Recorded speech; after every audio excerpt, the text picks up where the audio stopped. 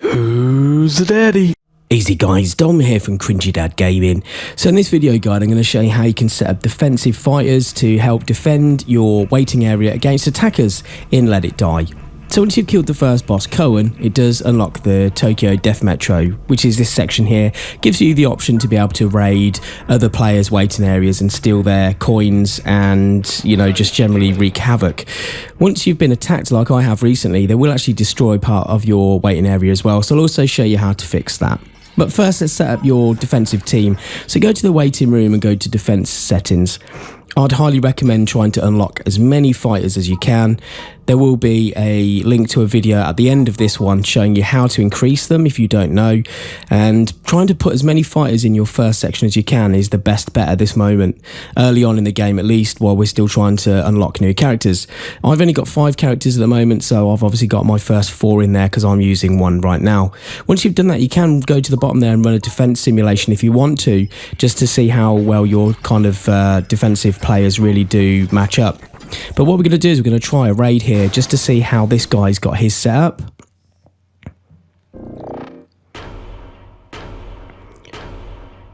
So when you start a raid, you don't actually know how many defensive players they've got, so it really is, you know, a gamble. Obviously, try not to use your yoga mushroom like me there right at the beginning, because, you know, it's not really going to do any favours. But as you can see, this guy's got some powerful armour, some powerful weapons, and he's a high level.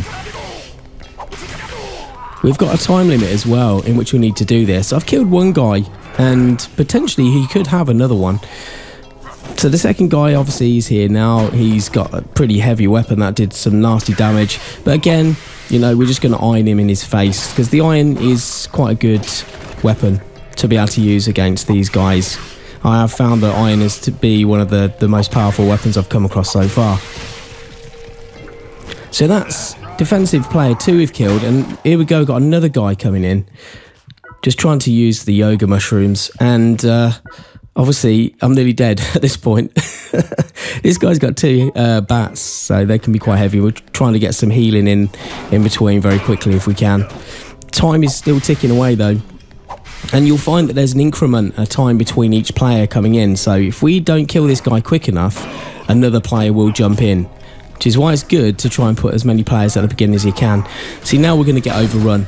We've got 2 players on me, and I've managed to kill 1. This is the 4th one. 4th defensive player, and, you know, it's going all right. It's been a bit ropey. We're going to try and iron this guy's face. There we go. So that's defensive player number 4. So he's got 5 players, and, you know, potentially he could have more. So by getting as many players right at the beginning as you can, you see I'm already down to like 1 minute remaining. So potentially now we go up to this second section, he could have more players up here. So eventually, as you noticed earlier when we were looking at our defensive settings, we could actually set up more defensive players. So we could fit another 4 or 5 defensive players in this area if we wanted to. So now we're going to attack his SP lithium tank. We're just lucky he's got no more players in it. It gives us enough time to be able to smash his stuff. This is his Buffalo Bank where he keeps his kill coins. We're going to do that as well. But before we finish that off, I do actually want to check in the toilets, because if he's captured any players, because this is another thing you do on raids, you can capture a player. No, he's got none in there. He's got 2 lockers though for him. We could have potentially taken that and let him out. So now we're going to destroy his Buffalo Bank, and we're pretty much done. He's got 19 seconds left. So you're on a timer. So once we've done the raid there, when you get back to your actual own waiting area, you will actually notice that it's all been repaired.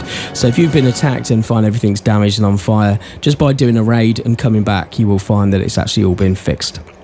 So hopefully this has been helpful to you guys. Maybe take some helpful tips. Do watch the videos that are at the end if you've not unlocked the Tokyo Death Metro yet, or if you've not you know, known how to increase your fighters. Those videos will help. Please do subscribe to the channel as well if you haven't, to help it grow. Really is appreciated. And watch this space for more Let It Die. Thanks for watching.